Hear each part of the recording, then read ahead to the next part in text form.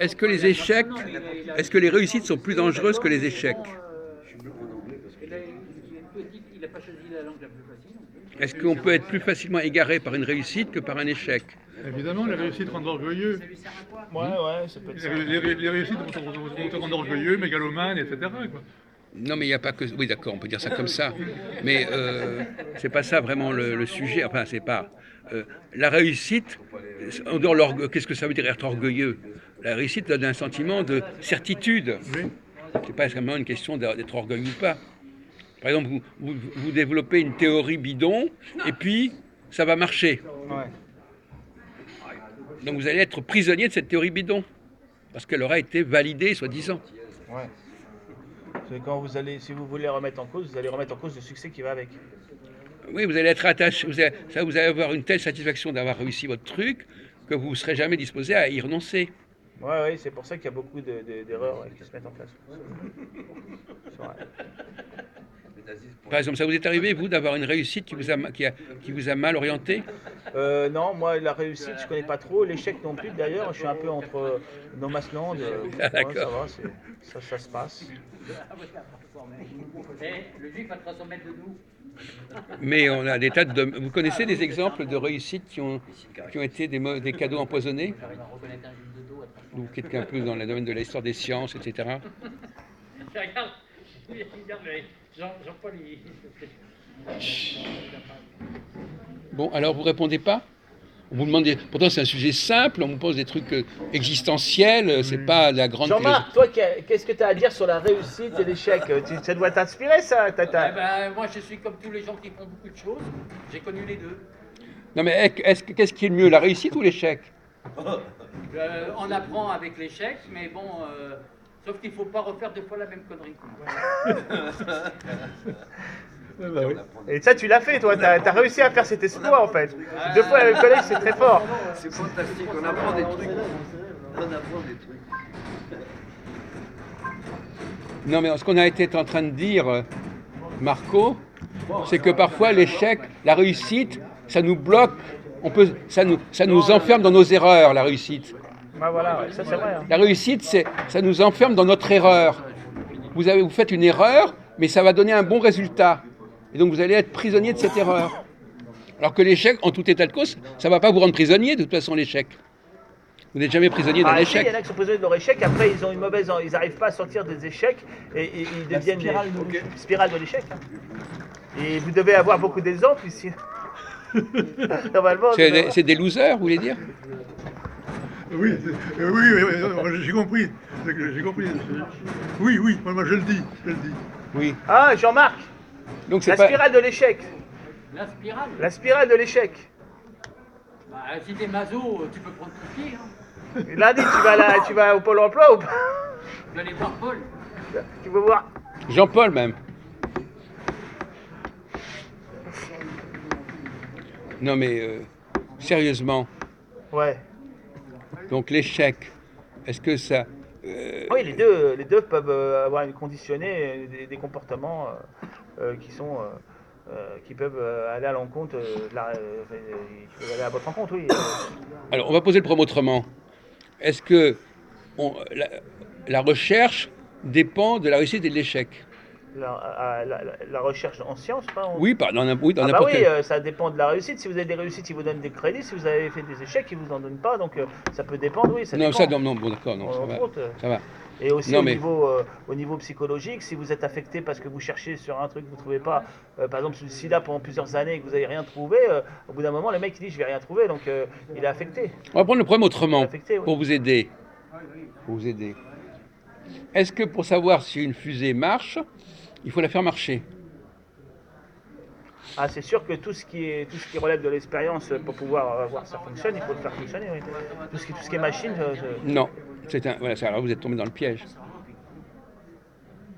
Vous croyez que on peut se permettre de faire que c'est par les expériences qu'on arrive à faire avancer la réflexion et la recherche? Non, mais pour une fusée.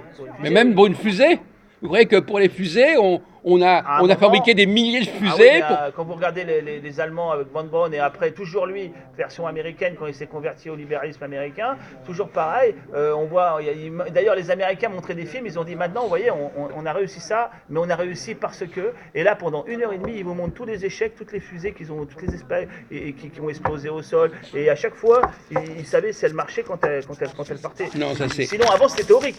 Théorique, ils avaient monté la théorie, ils disent normalement c'est bon, mais après, comme c'est un appareil, une machine, il faut la voir à l'œuvre. Est-ce qu'elle va voler, est-ce qu'elle va pas voler, hein. Et c'est là qu'ils ont. Bon, écoutez, ça c'est une conception infantile. Non, Non, il non, faut distinguer vous n'avez pas, l'em- vous n'avez pas il faut compris. distinguer l'empirisme et le pragmatisme. Ah, voilà. Alors allez-y. Donc le pragmatisme, on cherche qui marche pas. Donc on peut se guider sur les résultats des échecs. Ça, c'est Non, le tenez, reprenez la caméra s'il vous C'est plaît. le pragmatisme. Non. Et l'empirisme, c'est empiriquement on cherche et puis par exemple la recherche en géologie ou Enfin, ce qu'on a besoin, c'est des trouveurs. Ouais. Les chercheurs, c'est bien, mais on a besoin on des peut trouveurs. observer, je veux dire, on peut observer en cherchant. On peut chercher, on peut observer, il n'y a pas que des observations trouvées. Ça c'est la Bah oui. conception bébête de la recherche. Bah, ça dépend, il y a des recherches il y a des recherches, ça dépend sur quel est l'objet de nos recherches. Il y a des choses qui se font tout à fait au niveau de la logique sans qu'il y ait besoin de tester la chose, mais il y a des machines, des choses où il faut tester pour voir que, voilà, parce qu'à la finale c'est ça qu'on a mis au point, c'est une machine, c'est une locomotive ou une fusée, bon à un moment il faut que ça roule ou il faut que ça vole. Hein. En vous Et écoutant, on fait des hypothèses. Non, mais bien sûr, oui, non, mais on fait des hypothèses aussi dans certains domaines. On n'a pas besoin d'expérience finale pour avoir la confirmation finale, mais il y a des choses où on est obligé. Quand c'est un appareil, quand c'est une machine, une mécanique, il faut bien qu'à la fin elle fonctionne. Si on veut avoir sinon, on peut penser qu'elle fonctionne de manière théorique et ça se trouve elle fonctionnera, mais tant qu'on l'a pas fait une fois fonctionner, on n'est pas sûr du fonctionnement. Hein. Donc là, il faut bien faire les essais, tout ça, faut bien. Non. Pour ce qui est mécanique, écoutez, pour ce qui est... on peut continuer, on peut avancer. Parce que là, on patauge là dans le pathos, c'est qu'à de dire. Bon, ça c'est une vision, je dirais populaire de la recherche scientifique. Hein. C'est comme le type qui dit, voilà, je veux savoir si la téléviseur marche, j'allume, ça marche pas. Bon, vous savez très bien que c'est pas comme ça que ça se passe. On n'a pas inventé les télévisions en inventant tout le temps des machines pour voir si ça marchait ou ça marchait pas. Vous ne connaissez absolument pas le processus de recherche apparemment. Comme vous avez dit tout à l'heure, on est dans la théorie. Un chercheur, il va jamais améliorer sa théorie par l'expérimentation. Il va s'apercevoir que quoi? Que sa théorie, pour qu'un chercheur s'aperçoive que sa théorie ne marche pas, qu'est-ce qu'il faut? J'emploie le mot marche, c'est pas le bon mot. Il n'est pas valable. De toute façon, Attendez, à votre avis, vous faites des thèses et les thèses peuvent être. Vous faites une thèse, par exemple, dans plein de domaines et la thèse peut être infirmée. affirmé par quoi? Infirmée par le raisonnement d'un autre. Par expérience. Pas spécialement par expérience, ça dépend. Ça dépend du domaine. Il y a des fois, oui, il y a des fois, il faut de l'expérience, par exemple sur une machine, mais si c'est sur autre chose, quelque chose de purement non matériel, de réflexion pure en mathématiques ou dans d'autres domaines, et ben oui, il y aura la réflexion d'un autre qui va, il va voir ce que vous n'avez pas vu. Mais Il c'est va clair. lire votre thèse et lui, il va voir amusant. il va voir ce que vous n'avez pas vu et il va vous infirmer là, vous vous trompez là, voilà, il va faire ça.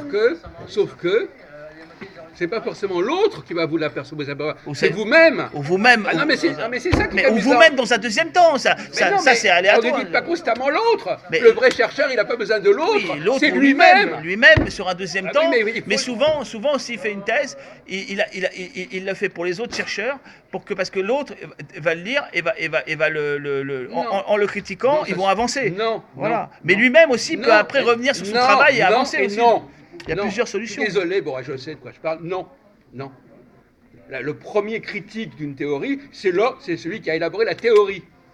C'est pas un autre, c'est pas XY autre. Non, mais ça, c'est vous qui avez imaginé ça.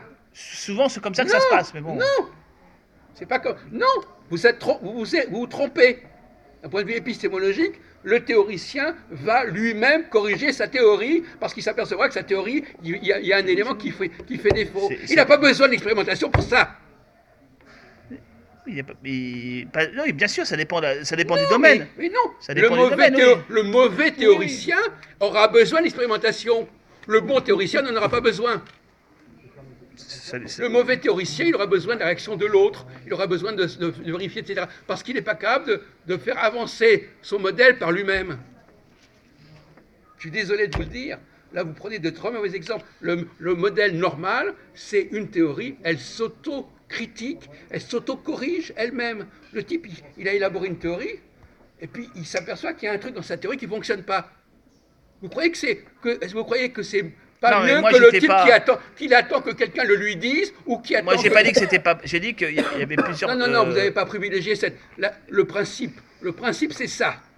Maintenant, il peut y avoir des choses comme ça, mais le principe, c'est ça. Maintenant, par exemple, quelqu'un, il oublie un truc, ah oui, quelqu'un va lui rappeler qu'il a oublié, mais ça, c'est n'importe quoi. Le type, il n'a pas oublié. C'est lui-même qui doit maîtriser son sujet. Et si maîtrisant pas son sujet, il faut qu'on lui dise que ça va pas. Vous savez, c'est le problème de la correction. Quels sont les gens intelligents? Ce sont les gens qui trouvent leurs propres erreurs ou c'est les gens à qui on signale l'erreur? Enfin, moi, je sais que dans la recherche militaire de pointe, où j'ai eu l'occasion de les approcher un petit peu, il y a des gens, c'est des militaires et c'est des chercheurs, et leur but, c'est de travailler en binôme, toujours en binôme, parce que un fait la courte échelle à l'autre dans les recherches, et leur but, leur ennemi, c'est quoi? C'est pas un ennemi, leur ennemi, c'est la méconnaissance des choses. Leur but, c'est d'avancer dans les connaissances, et ils travaillent toujours en binôme pour qu'un supplée à Ce ne l'autre. sont pas des vrais chercheurs, je suis désolé. Moi, Non, je suis désolé, c'est des chercheurs de petit niveau, ça. Enfin, Non. Et avec des expériences, hein, puisque c'est moi qui contrôlais les expériences. Oui, non. Ça existe, mais c'est pas le problème. Le théoricien, dans n'importe quel domaine d'ailleurs, laissons de côté ça.